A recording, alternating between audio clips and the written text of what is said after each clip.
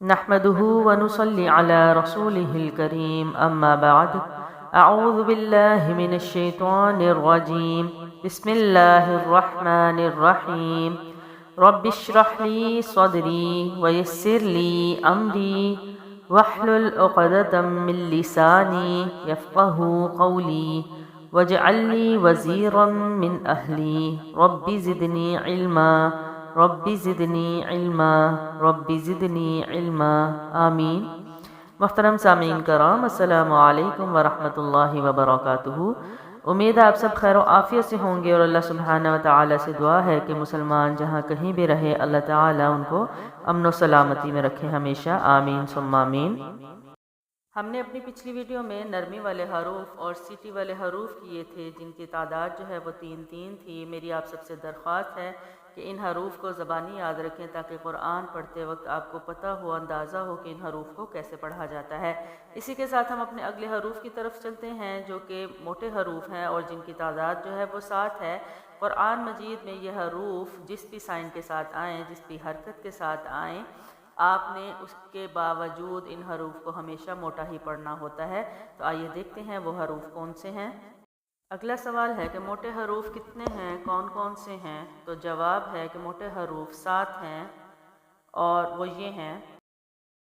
موٹے حروف کی ادائیگی جو ہے، ہم حروف ہجا کی جو ویڈیو ہے اس میں کافی ڈیٹیل کے ساتھ پڑھ چکے ہیں، لیکن ایک دفعہ اس کو پھر سے ریپیٹ کر لیتے ہیں۔ تو زبان کی نوک کو سامنے والے 2 دانتوں کی جڑ سے لگا کر زبان پچھلے حصے کو اوپر کی طرف بلند کرنا ہے، اور موٹی آواز ہے۔ تو آواز کیا ہوگی؟ تو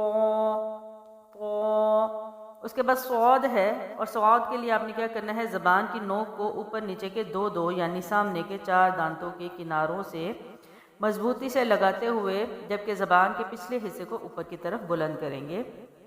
صرف ہماری جو زبان کی نوک ہے اس میں وہ ایریا چینج ہے، مخرج چینج ہے، پیچھے سے زبان جو ہے اسی طرح موٹی ہے، اور آواز کیا ہوگی؟ فود فود۔ ضاد کو دیکھتے ہیں۔ ضاد کے لیے کیا ہے؟ زبان کی دائیں اور بائیں کروٹ کو اوپر کی دائیں اور بائیں جانب کی ساری داڑھوں کی جڑ سے لگانی ہے۔ دائیں کروٹ، بائیں کروٹ اور ساری داڑھوں کی جڑ سے لگا کر پھر درمیان زبان کو اوپر کی طرف بلند کرنا ہے، مطلب درمیان سینٹر جو ہے زبان کا اس کو اوپر کی طرف بلند کرنا ہے، اور موٹی آواز کیا ہوگی؟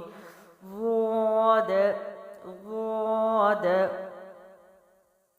اس سے اگلا حرف ذو ہے، اور ذو ہم پیچھے بھی پڑھ چکے ہیں جو کہ نرمی والے حروف میں آتا ہے، لیکن یہ موٹا بھی پڑھا جاتا ہے نرم ہونے کے ساتھ۔ تو آواز کیا ہوگی؟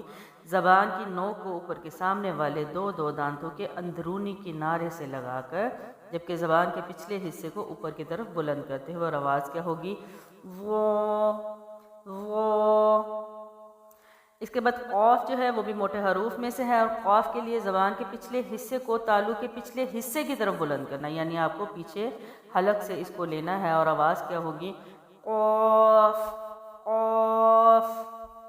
اس کے بعد غین ہے۔ غین کے لیے بھی تقریباً زبان کے پچھلے حصے کو اوپر کی طرف بلند ہی کرنا ہے، اور آواز کیا نکلے گی؟ خا، اور قاف کا مخرج ایک ہے، آواز کیا آئے گی؟ غین غین۔ اس کے بعد خا ہے۔ خا کے لیے بھی زبان کے پچھلے حصے کو اوپر ہی کی طرف بلند کرنا ہے، ان دونوں کا مخرج یعنی نکلنے کی جگہ ایک ہے، تو آواز کیا ہوگی؟ خا خا۔ ان حروف کو دوبارہ سے ریپیٹ کر لیتے ہیں۔ تو صاد ضاد ظا قاف غین خا۔ کے ساتھ ہم اپنی آج کی ویڈیو یہاں پر اینڈ کرتے ہیں۔ اللہ الرحمن سے دعا ہے کہ ہماری اس چھوٹی سی کوشش کو اپنی بارگاہ میں اپنی شان کے مطابق قبول و منظور فرمائے، اور ہمیں آخرت میں اور دنیا میں اس کا بہترین اجر عطا فرمائے۔ میری اگلی ویڈیو تک اپنا خیال رکھیں۔ اللہ ہم سب کو حامی و ناصر ہو۔ السلام علیکم ورحمۃ اللہ وبرکاتہ۔